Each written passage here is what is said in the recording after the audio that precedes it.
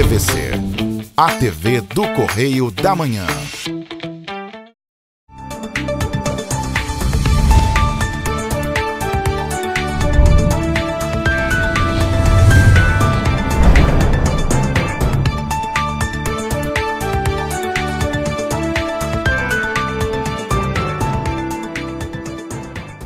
Olá, está no ar mais uma edição do programa original. Hoje é sexta-feira, dia 20 de outubro. Desde já, muito obrigada pela audiência e pelo carinho. Você que nos acompanha pelos canais do Speed Fiber Tech Cable ou ainda pelas redes sociais da TV Correio da Manhã. Hoje o programa original vai ser bem diferente, mas é um programa muito relevante, porque você vai saber um pouco mais da história desses conflitos todos que envolvem a Palestina, Hamas e Israel. Fique ligadinho, porque no próximo bloco a gente já começa a falar sobre as fake news que estão girando em todo o mundo contra Israel. Você vai ficar muito bem informado também sobre toda essa história. A gente volta já já, depois do intervalo.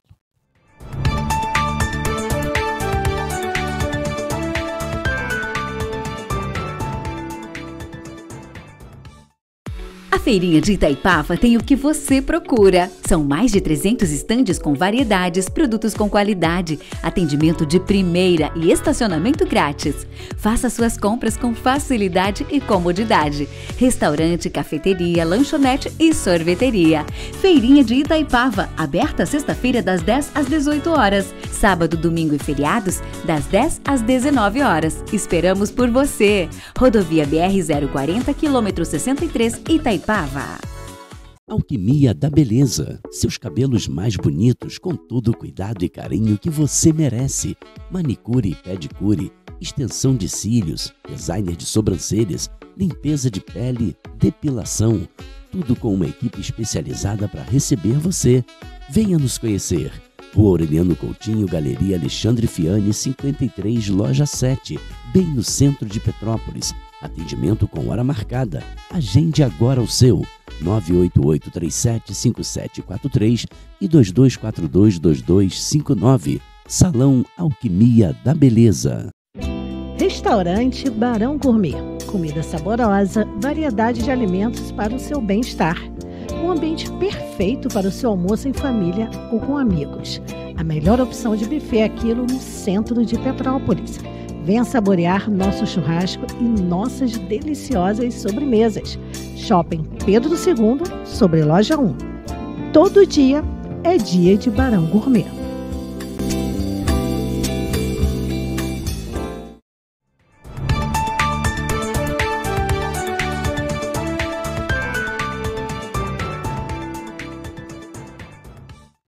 Voltamos e vamos falar agora, porque nos últimos dias, devido à guerra Hamas e Israel, você deve ter ouvido muitas notícias falsas sobre a expansão de Israel em relação à Palestina.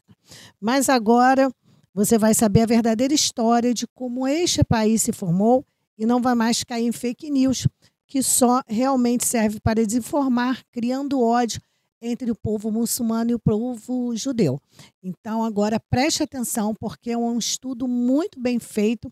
Esse estudo é da Stanley Wars Brasil e nós vamos acompanhar com muita atenção.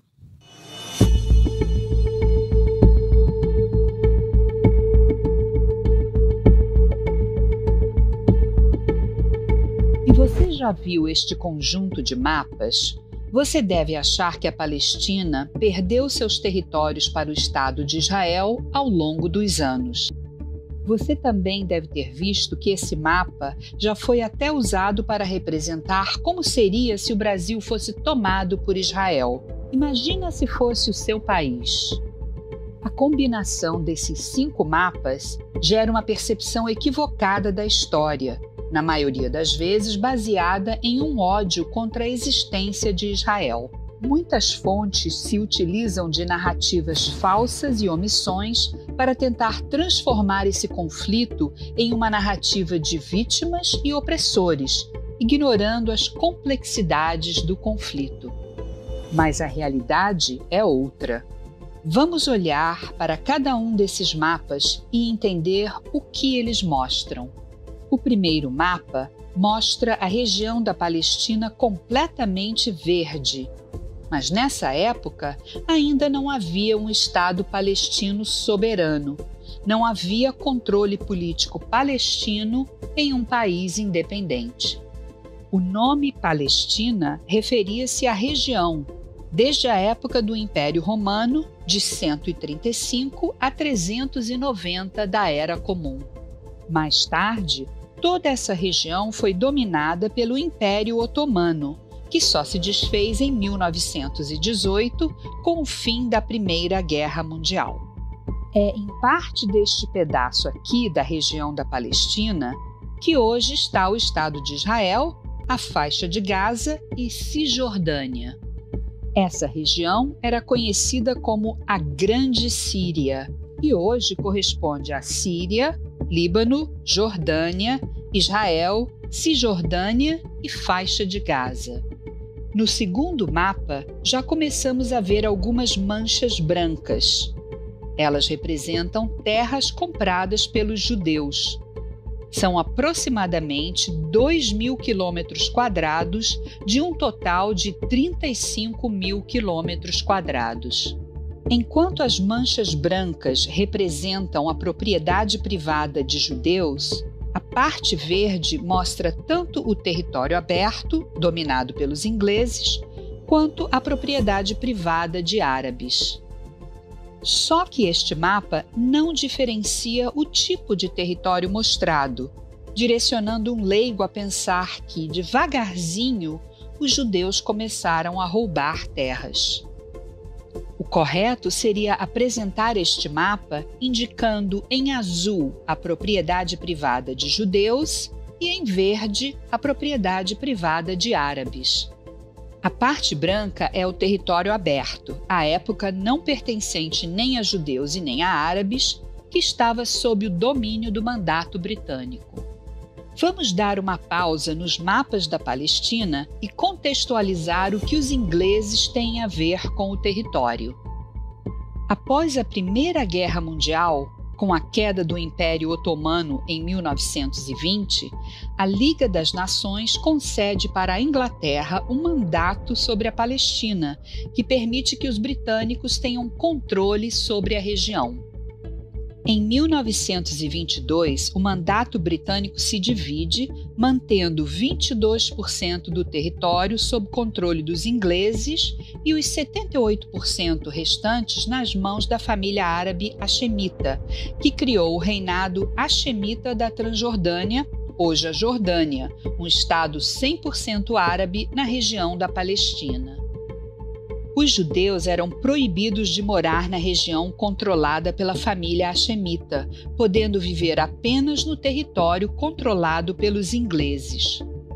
Em 1937, após uma série de protestos árabes contra os ingleses, a Inglaterra criou a Comissão Peel, que concluiu que o mandato na Palestina não estava funcionando. A comissão propôs a divisão do que restou da região da Palestina sob controle dos ingleses em 2 estados, um para os judeus e um para os árabes. Os árabes rejeitaram a proposta e intensificaram seus protestos. O episódio ficou conhecido como a Grande Revolta Árabe e durou até 1939. O terceiro mapa é de 1947 e reflete a partilha da região da Palestina proposta pela ONU em 2 estados distintos, um para o povo judeu e outro para o povo árabe, que viviam na mesma região. A proposta da ONU previa 55% do território para os judeus e 45% para os árabes, visto que já existia um Estado 100% árabe na região da Palestina, a Transjordânia, atual Jordânia. A proposta da partilha da Palestina foi rejeitada pela Liga Árabe. Em 29 de novembro de 1947, durante a Assembleia Geral da ONU, Azam Pasha, secretário-geral da Liga Árabe, declara que, com a criação de um Estado judaico, a guerra que se seguiria resultaria em um massacre. 6 meses depois, os ingleses decidem sair da região e Israel declara independência. Os árabes não aceitam o novo país e iniciam a Guerra Árabe-Israelense de 1948, que ficou conhecida como a Guerra da Independência. A Guerra de Independência de Israel durou até 1949 e envolveu mais 5 nações árabes: Jordânia, Egito, Síria, Líbano e Iraque. Depois de 1 ano de guerra, Israel sobreviveu ao ataque simultâneo das 5 nações árabes e assinou acordos de armistício com Jordânia, Egito, Síria e Líbano. Com o final do conflito, Israel ganha controle de 78% do remanescente do território do então antigo mandato britânico na Palestina, o que nos leva ao próximo mapa do conjunto. O 4º mapa mostra o território de Israel após a Guerra de Independência. Ele vai ficar assim até 1967, quando eclode a Guerra dos 6 Dias. Na verdade, o mapa que representa corretamente o traçado da região nesses 18 anos, entre 1949 e 1967, deveria mostrar que após a Guerra da Independência, a faixa de Gaza ficou sob controle do Egito e a Cisjordânia da Jordânia. É importante frisar que as terras não foram tomadas de palestinos. Israel conquistou o território numa guerra defensiva. A Cisjordânia foi conquistada da Jordânia. As colinas de Golã foram conquistadas da Síria. E o Egito perdeu para Israel o Sinai e a faixa de Gaza. O último mapa do conjunto mostra a divisão dos Acordos de Oslo, de 1995. A Autoridade Nacional Palestina nasce de um acordo entre Israel e a Organização para a Libertação da Palestina, um governo interino palestino criado para administrar o território e a população palestina dentro da Cisjordânia e da faixa de Gaza. Israel retira suas tropas de 43% da Cisjordânia, onde estão as cidades palestinas, e de 80% da faixa de Gaza, em virtude da criação de um governo palestino que irá exercer controle sobre os territórios onde moram 90% da população palestina. Em 2005, Israel se retira completamente da faixa de Gaza.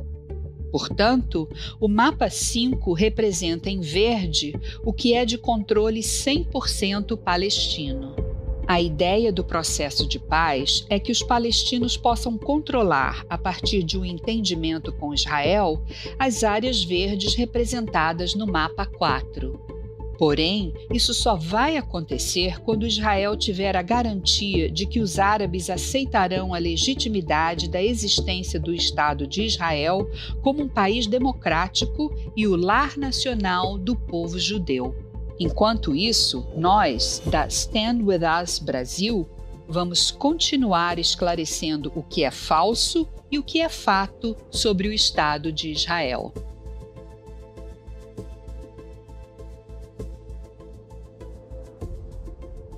Vamos para um breve intervalo e no próximo bloco vamos saber com o professor Roque sobre a geopolítica de Israel. E aí sim você vai entender muito bem porque os conflitos acontecem desde sempre e porque está acontecendo hoje.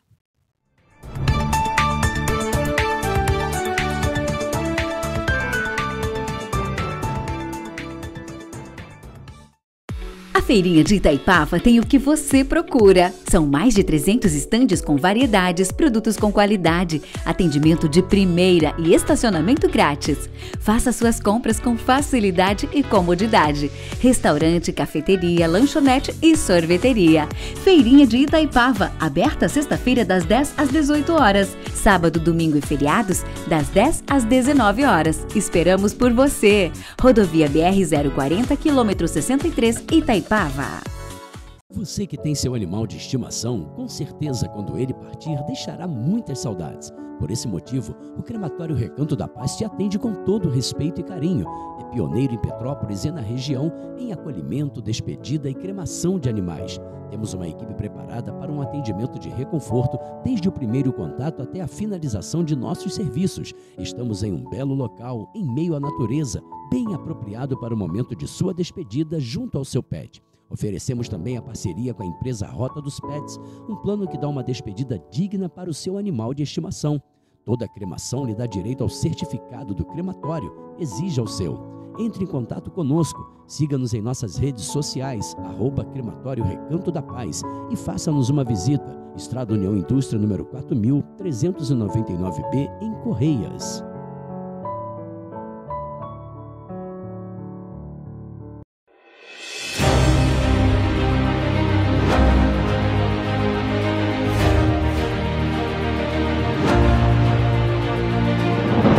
Não é jornalismo de direita, é jornalismo direito.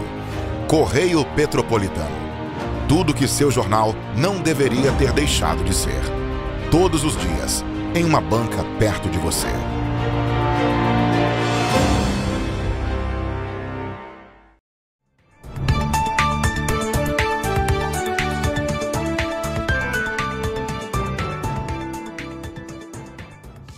Voltamos e agora vamos entender a geopolítica de Israel, como um país que foi criado ao meio de países hostis consegue sobreviver. E quem vai nos explicar muito bem uma verdadeira aula é o professor Roque. Vamos acompanhar.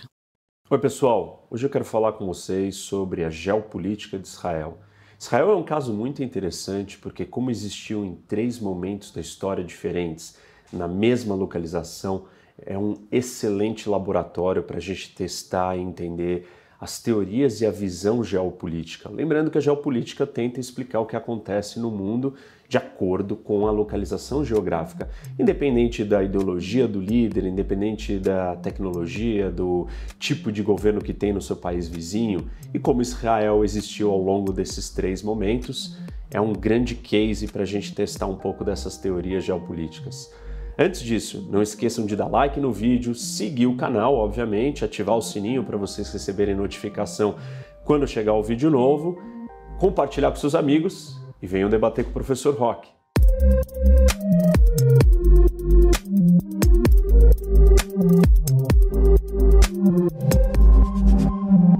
Bom, antes de eu ir propriamente falar de Israel, eu quero dar um contexto geográfico da região onde Israel está localizada.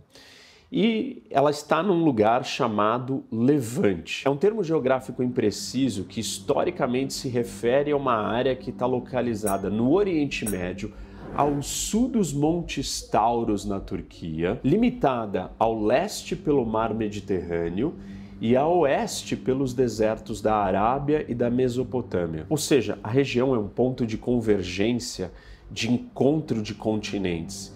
E Israel está localizada num espaço dentro dessa região de extrema importância para potências imperiais ou ambições imperiais. E por isso parte do interesse pela região. Vamos agora falar da geopolítica de Israel. E no começo do vídeo eu falei para vocês que Israel existiu em 3 diferentes momentos da história. A primeira manifestação de Israel aconteceu em 1200 a.C.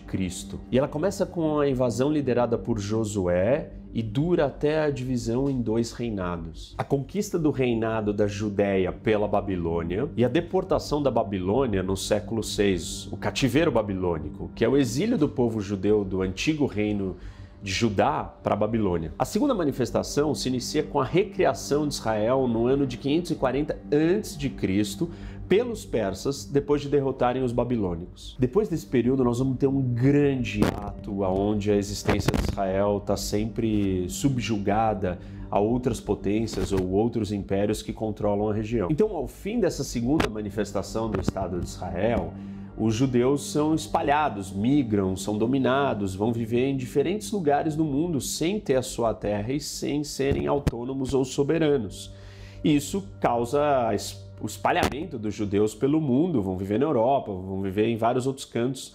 e sempre sem ter o domínio do seu futuro, do seu destino. O que significa que os judeus não tinham um Estado próprio seu durante esse período todo, quase 2000 anos. A terceira manifestação de Israel acontece então muito tempo depois, em 1948, com a concentração de judeus, como nas manifestações anteriores, retornando à Terra Prometida. A fundação de Israel, em 1948, se dá dentro de um contexto do declínio do Império Britânico. E a gente tem que entender essa terceira manifestação como pelo menos parte da história ou desse contexto do Império Britânico. Depois do fim da Primeira Guerra Mundial, os britânicos controlam a região num protetorado.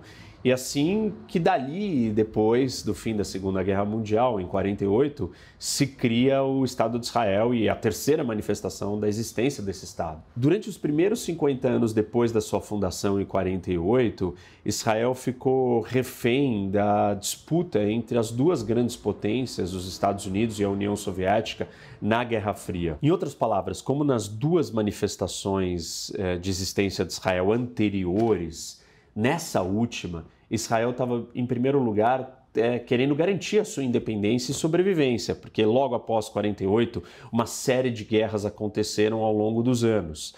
Outro problema que Israel continuou enfrentando nas suas três manifestações foram as disputas internas e, por fim, as ambições de grandes potências ou grandes impérios de fora da região que sempre tiveram interessados na localização estratégica do Levante. Então vamos começar analisando a geografia de Israel, as regiões principais. São 4 regiões topográficas distintas e 3 delas deram origens a povos com objetivos ou características únicas. A primeira delas é a planície costeira, que é toda a costa do Mediterrâneo de Israel, e que ela começa desde a fronteira com Gaza, e embaixo de Gaza nós temos o Egito, e se estende ao longo da costa do Mediterrâneo até a fronteira no norte com o Líbano. Nessa região da planície costeira nós temos um povo de comerciantes, empreendedores, ligados com o mundo e conectados com o comércio internacional. A segunda região é a dos platôs ou montanhas ao nordeste do país.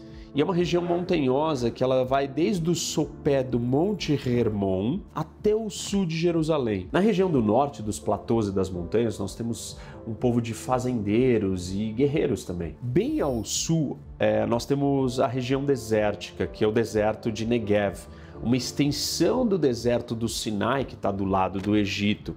Nessa região, nós temos pastores e guerreiros também vivendo. E, por fim, a região do Vale do Jordão e do Planalto na fronteira ao leste. Ao oeste do Planalto Central israelense está localizada uma longa depressão por onde corre o rio Jordão, que se estende por Israel, Jordânia, Cisjordânia e chega até o sopé dos montes de Golã. Esse é o Vale do Jordão. E o território mais problemático, ou que recortam mais acentuadamente o território de Israel hoje, é a Palestina, que está dividida em 2 pedaços. A faixa de Gaza, na costa do Mediterrâneo, e a Cisjordânia colada na fronteira com a Jordânia. Isso acontece porque no momento que Israel foi fundado, em 1948, após uma decisão da ONU, o Estado que seria israelense e o Estado que seriam palestinos estavam desenhados diferente.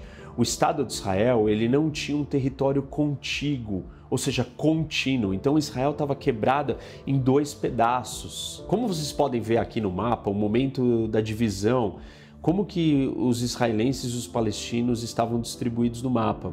E a parte azul é o que seria o território de Israel. E a parte laranja é o território palestino.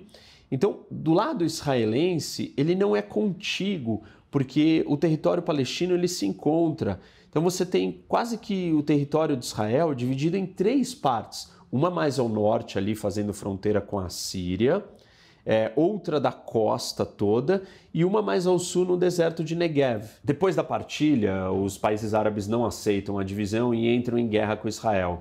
E aí a primeira guerra, a guerra de 48. E isso faz com que esse território mude. E o resultado disso é uma separação do que era para ser o território ou a divisão original proposta pela ONU. E aí os palestinos ficam com 2 territórios separados. Gaza, e a Cisjordânia. Voltando para a nossa explicação do território atual de Israel, então além de Gaza e Cisjordânia, Israel faz fronteira com o Egito, com a Jordânia, com a Síria e com o Líbano. Vamos voltar para a análise das 4 regiões, começando pela planície costeira. Obviamente que os interesses da população dessa faixa são diferentes dos interesses de quem está vivendo na região desértica, ou em Jerusalém, ou no norte. Mas é importante lembrar que 70% da população de Israel vive na costa e 80% da indústria está localizada ali, além de todos os aeroportos e portos estarem na região costeira. Subindo ao norte, nós temos a segunda região, que é a região alta ou montanhosa. Nessa mesma região montanhosa ao norte, nós temos a Galileia, tradicionalmente dividida em 3 partes: Alta Galileia, Baixa Galileia e Galileia Ocidental. Você tem montanhas na região como o Monte Tabor e o Monte Hermon. Nessa região da Baixa Galileia é onde está localizada Nazaré, por exemplo, uma cidade histórica e com um significado religioso muito importante para os cristãos. A terceira grande região é a região desértica, que engloba o deserto de Negev. Esse deserto ele ocupa 60% de todo o território de Israel, está localizado no sul e geograficamente é uma extensão, uma continuidade do deserto do Sinai. A quarta região e bastante importante para a geopolítica de Israel é o Vale do Jordão. No meio do vale nós temos o Rio Jordão. A guerra de 1967 também teve origem em uma disputa por água. Em 1964, antes da guerra em 67, Israel faz um ataque surpresa contra a Jordânia e a Síria por um projeto conjunto que eles estavam desenvolvendo para desviar a água do Mar da Galileia. O Rio Jordão também tem um simbolismo e um significado histórico de várias das histórias bíblicas. Bom, colocando então de lado essas características principais das regiões geográficas, nós temos que entender isso relacionado com a política. E uma das grandes discussões ligadas com Israel é onde que seria o Estado, quais ou onde devem ser colocadas as fronteiras. Eu quero mostrar para vocês a evolução histórica, geográfica ou geopolítica de todo esse território. É essencial a gente entender que ao longo da história o tamanho e a forma de Israel foi mudando, mas a sua localização sempre foi fixa. E, obviamente, as suas fronteiras nunca foram precisas. Como vocês podem ver, então tem muitas diferenças. Acho que o ponto mais fácil, ou o ponto de partida, é a gente começar falando o que Israel nunca conquistou ou que nunca fez parte do Estado de Israel. Israel nunca englobou ou dominou ou ocupou a Península do Sinai. Ao longo da costa para o norte, Israel nunca passou o rio Litani, o que é hoje o Líbano. A parte do reinado de Davi, como eu comentei, Israel nunca dominou Damasco, mas frequentemente incluía as colinas de Golã. Israel se estendeu muitas vezes para os 2 lados do rio Jordão, mas nunca chegando fundo ao deserto jordaniano. Vocês lembram do conceito geopolítico de tampões, ou em inglês buffers? Israel também tem os seus tampões, ou buffers, que são essas áreas de proteção. E são 3 que Israel tem. O Sinai, que protege contra os egípcios, porque faz fronteira contra os egípcios. Em geral, o Sinai é pouco atraente para o Egito, porque é uma área desértica, com poucas pessoas vivendo ali, e tem uma dificuldade em enviar forças até o outro lado de Israel, onde está o deserto de Negev, porque você tem problemas logísticos dessa distância toda e uma presença prolongada dentro de uma região tão ruim. O outro tampão são os desertos ao sudeste. Como vocês podem ver, é um pedaço, uma península de território que avança e chega no Mar Vermelho. Então dá uma saída. Por causa desses desertos, o Negev está seguro nessa direção, nessa rota também. O terceiro tampão são as passagens vinda do leste, e elas também estão seguras pelo deserto, que começa por volta de 40 quilômetros ao leste do Rio Jordão. Se Israel mantiver o controle da Cisjordânia, o lado ao leste do Rio Jordão vai estar seguro. Bom, os tampões são proteções para Israel. E quais são as vulnerabilidades geográficas ou geopolíticas? Ao norte, não tem um tampão entre Israel e a Fenícia, o que hoje é o Líbano. A melhor linha de defesa para Israel ao norte é o rio Litani, mas que não é uma defesa ou uma barreira intransponível. Ocasionalmente, algum conflito vindo do norte acaba transbordando para dentro do território de Israel. Mas por essa região do norte do Líbano ser orientada ao comércio ela não tem um interesse no território israelense ao sul, a não ser que você tenha outras disputas ou outras forças ali inseridas em um contexto maior, como é o caso atualmente com o Hezbollah. O vizinho que sempre foi uma ameaça ao Nordeste, a Síria, ou mais precisamente a área governada por Damasco, em qualquer momento da história, ela é populosa e frequentemente ela não tem saída para o mar. E por isso geralmente pobre. A Síria não pode projetar poder para o norte, mas as potências da Ásia Menor, como a Turquia, conseguem se mover para o sul. Quando a Síria não sofre ameaças vindas do norte, ela segue para acessar o mar em direção às regiões costeiras do Levante, Israel e o Líbano. A outra vulnerabilidade importante está localizada no Planalto Central, próximo ao Vale do Jordão, que é a Cisjordânia. A profundidade territorial de Israel, ou seja, o espaço da costa do Mediterrâneo até a fronteira com a Jordânia, incluindo a Cisjordânia, são só 70 quilômetros. Qualquer míssil lançado de dentro da Cisjordânia, que está num ponto mais alto por ser um planalto, são uma ameaça para a capital de Jerusalém e para o resto do país inteiro. Só para vocês terem uma ideia, por exemplo, o único aeroporto internacional de Israel, o Ben Gurion, com apenas foguetes primitivos seriam capazes de atingi-lo dessa posição de vantagem estratégica superior do Planalto da Cisjordânia. A posição ou a localização de grupos terroristas ou inimigos dentro da Cisjordânia são capazes de acertar quase que o país inteiro, porque é um país muito pequeno e muito estreito. Se você conseguir colocar armamentos ainda mais sofisticados nessa posição ou nessa localização de vantagem estratégica da Cisjordânia, você é capaz de alcançar o país inteiro e atingir o país inteiro dali. E aí vem uma das grandes discussões do ponto de vista da geopolítica e da segurança de Israel, do porquê não pode abandonar o controle ou a presença dentro da Cisjordânia. Se eu disse para vocês que são 70 quilômetros do mar Mediterrâneo até a fronteira com a Jordânia, incluindo a Cisjordânia, e se Israel se retirar da Cisjordânia, sobram apenas, de profundidade territorial, 14 quilômetros. Imagina o quanto isso é estreito e pequeno. E do ponto de vista geopolítico, essa profundidade territorial, ela tem um efeito inverso do que eu expliquei para vocês no vídeo da geopolítica da Rússia. Se a Rússia é um território muito grande e ela pode se dar o luxo de recuar e convidar o seu inimigo para adentrar dentro do seu território, para que ele esteja estendido e desgastado, a situação geopolítica de Israel é o inverso se ela perder o controle ou a presença na Cisjordânia. Israel não tem espaço sequer para lutar dentro do seu território em caso de guerra, com uma distância tão curta de 14 quilômetros. Não tem espaço para você recuar.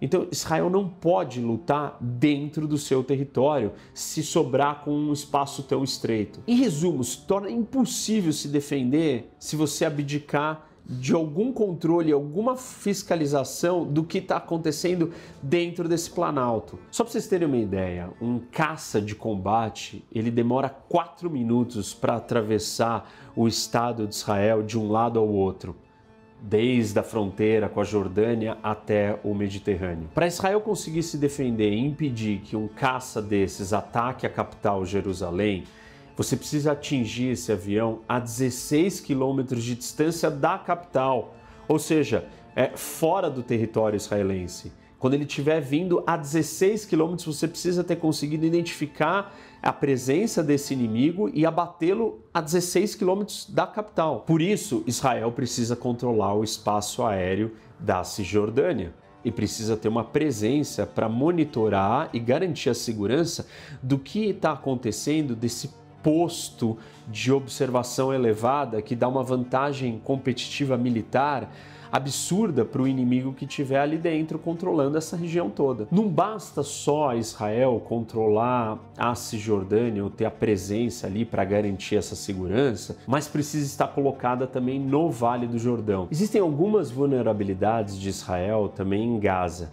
Não que Gaza represente uma ameaça existencial, dependendo ou não do controle dessas vulnerabilidades. E a peça-chave aí é a capacidade de armamento pesado chegar dentro dessa faixa, desse território pequeno que está colocado entre Israel e o Mediterrâneo ao sul, junto com a fronteira do Egito. Gaza é uma pequena faixa comprida, só tem 5 quilômetros de largura por 40 de comprimento. Essa parte da fronteira com o Egito, o território de Gaza, ele se expande, então ele chega até 14 quilômetros.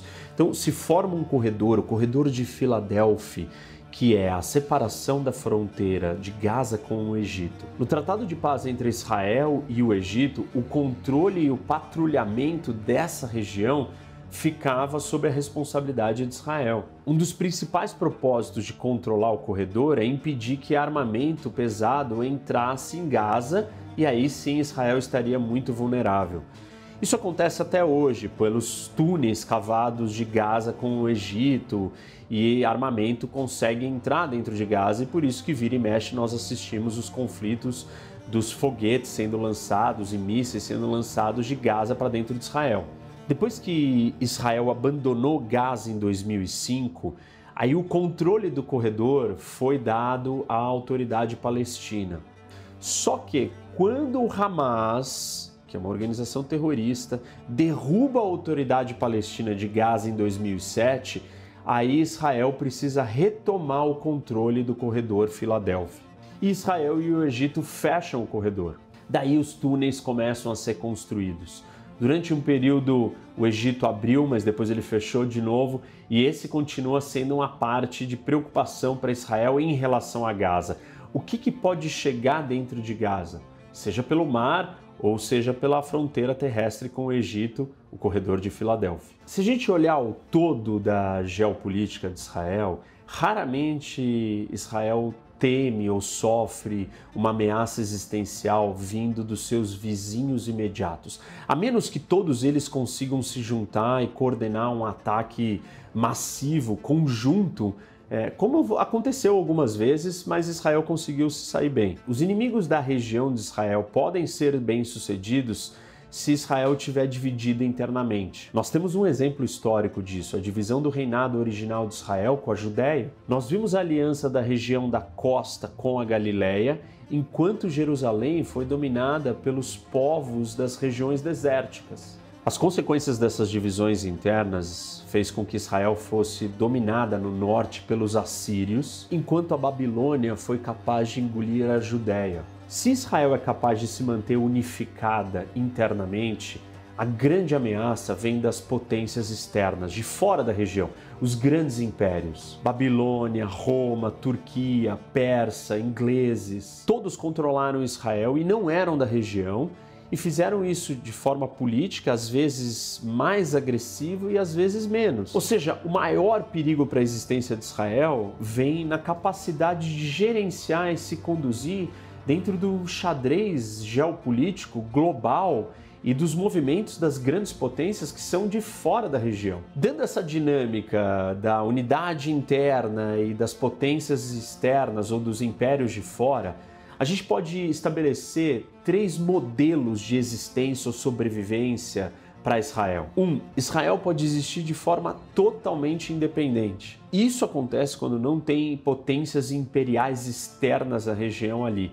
E nós vamos chamar esse modelo de modelo Davi. Ele acontece quando não tem nenhuma potência de fora que está tentando conquistar a região, disposta a enviar tropas ou favorecer e apoiar aliados locais, dando recursos para que ele domine o Levante. O segundo modelo é quando Israel vive como parte de um sistema imperial. Pode ser tanto quanto um aliado subordinado com uma autonomia moderada ou como satrápias, que eram modelos de províncias governadas durante o Império Persa. Nessas duas variações de ser um subordinado a um império, Israel pode ter mais ou menos autonomia, mas não tem completa decisão sobre a sua política externa e muitas vezes nem mesmo sobre a sua política interna. Nós vamos chamar essa segunda condição de modelo persa. Modelo persa acontece quando Israel se alinha com uma potência imperial para o seu próprio benefício e sobrevivência. A terceira condição é Israel ser completamente dominada e o seu povo ser expulso, ter que migrar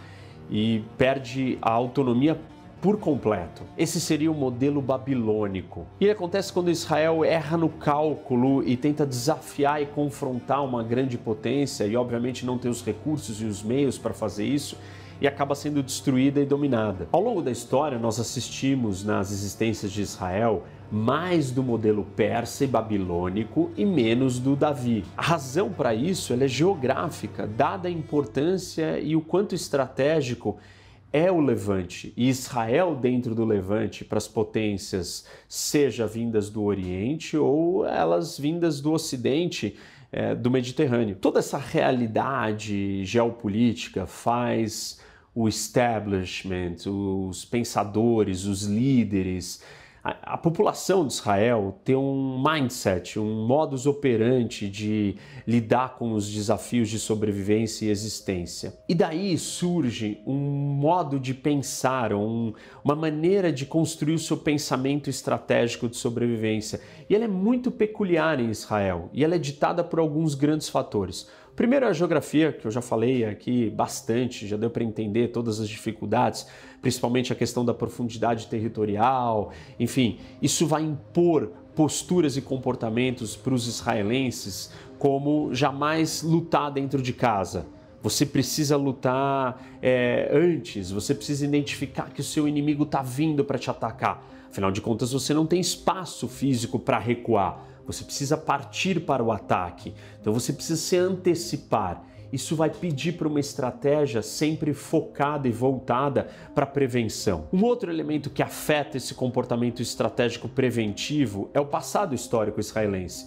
Todas as perseguições e todas as dificuldades que o povo judeu enfrentou ao longo da história fizeram ele criar uma memória, um receio de sobrevivência e de tentativa de conquistar a sua segurança. As memórias desse passado histórico englobam desde perseguições pontuais em cada país da Europa ou na Rússia, até o seu ápice no Holocausto. Além disso, em 1975, a Assembleia Geral da ONU diz que o sionismo, que é o movimento nacionalista israelense, ele é igual a racismo.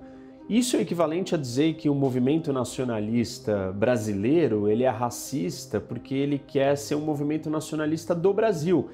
Se for assim, todos os movimentos nacionalistas são racistas por essência, porque eles são primariamente focados na aglomeração e na autonomia de um povo e não de todos os outros. Todo movimento nacionalista ele é exclusivo do seu povo e não embarcando, englobando todos os outros povos. Seria a mesma coisa que dizer que o movimento nacionalista curdo ele é racista porque ele é curdo e não é palestino. Seria igual dizer que o movimento nacionalista palestino ele é racista porque ele é palestino e não israelense.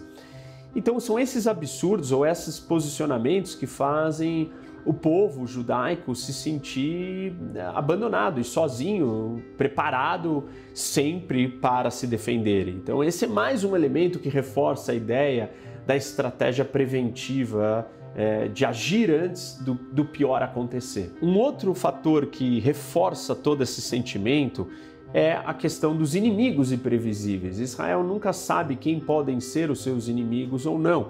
Ao longo dessa terceira manifestação do Estado de Israel, que começa em 48, já foram 5 grandes guerras, fora os conflitos menores, assimétricos, com organizações terroristas como Hamas ou Hezbollah ou outros grupos ainda menores. Ao longo da história, desde a sua última criação, Israel sofreu ataques de várias coalizões de países árabes e muçulmanos. Hoje a situação está muito melhor, mas isso faz parte desse passado, né? E dessa preocupação de sempre estar pronto e agir preventivamente. Hoje Israel tem acordo de paz com o Egito, com Jordânia. Recentemente acabou de normalizar suas relações e assinar um acordo de paz com os Emirados Árabes e vários outros estão na linha seguindo esse mesmo caminho. Dado todo esse contexto que eu estou aqui explicando para vocês, a estratégia de sobrevivência israelense vai estar baseada em alguns pilares.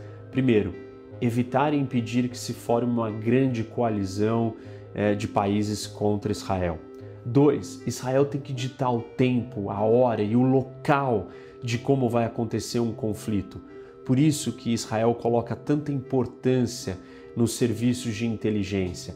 Você precisa antever os passos do seu inimigo, porque não dá para você lutar contra ele dentro de um território tão pequeno. Então você precisa agir preventivamente.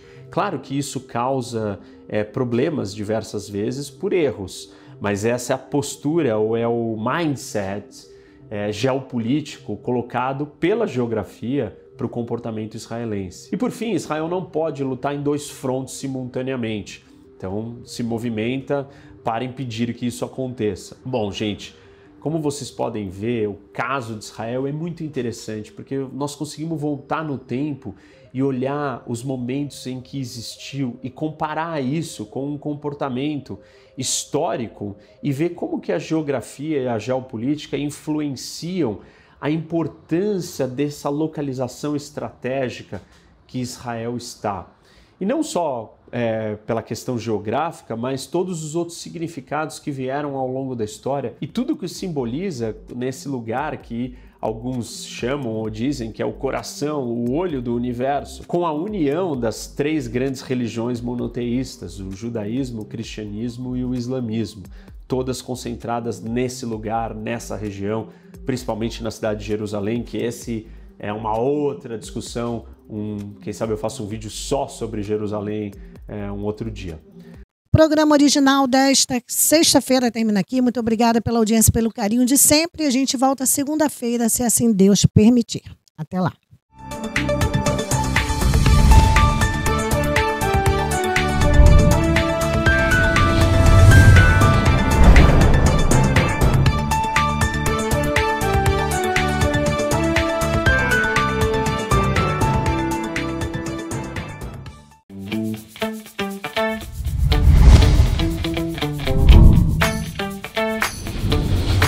TVC, a TV do Correio da Manhã.